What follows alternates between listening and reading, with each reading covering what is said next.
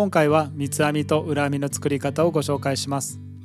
毛束を1本ピンク色にしているので、ピンクの毛束の位置がどのように動いていくかも注目してください。三つ編みの状態では違いはわからないと思いますが、今後編み込みを覚えていきたい方には知っておいていただきたいので、ぜひ最後までご覧ください。まずは2本の毛束をクロスさせます。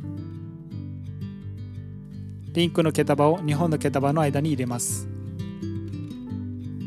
今、右端の2本の毛束がクロスした状態です。ここに左端の毛束を入れます。こんな感じで重なっている2本の毛束の間に残りの毛束を入れていきます。左の2本の毛束がクロスしているので、右端の毛束を真ん中に入れていきます。次はピンク以外の毛束がクロスしているので、ピンクを中央に入れていきます。指の持ち方はクロスしているところを親指と人差し指で持ちます。中央に入れてくる毛束は中指で持っています。三つ編みを作るときは指の持ち方よりも編み方を理解する方がいいと思いますが、編み込みを覚えるのであれば、どの指でどの紙を持っているかが決まっている方が覚えやすいです。三つ編みは外から中に編んでいるので、ピンクの毛束も外から中に編まれています。次は裏編みで三つ編みを作る方法をお伝えします。裏編みの場合は中央の紙を端に持っていきます。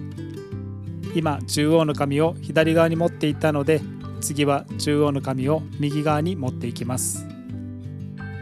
左右交互に繰り返していくので、次は中央の紙を左側に持っていきます。普通の三つ編みでは外から中へ編んでいましたが、裏編みでは中から外に毛束を持っていきます。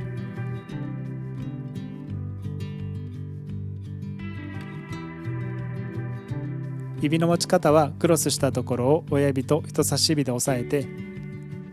端の毛束を人差し指と中指で持っています。裏編みに限らず三つ編みの時も同じですが、親指と人差し指に力が入りすぎると中指がスムーズに動かないんで、親指と人差し指で毛束を持つ時は紙がずれない程度で優しく持ってください。普通の三つ編みも裏編みで作る三つ編みも見た感じはあまり変わらないと思います。なんで裏編みと呼ばれているかというと、ひっくり返すと三つ編みになるからです。先ほどまでは中央の紙を外側に持っていっていましたが、今度は外側の紙を中央に持っていく三つ編みになっています。三つ編みの状態ではそれぞれの違いはあまり感じませんが、紙を編み込むと全く違うものになります。右が三つ編みをベースに作った表編みと呼ばれる編み込みで、左が裏編み込みです。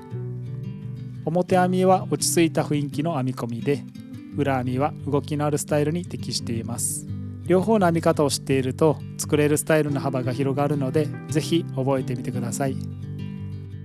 今回の動画を気に入っていただけたらチャンネル登録と高評価をお願いします。最後まで見ていただいてありがとうございます。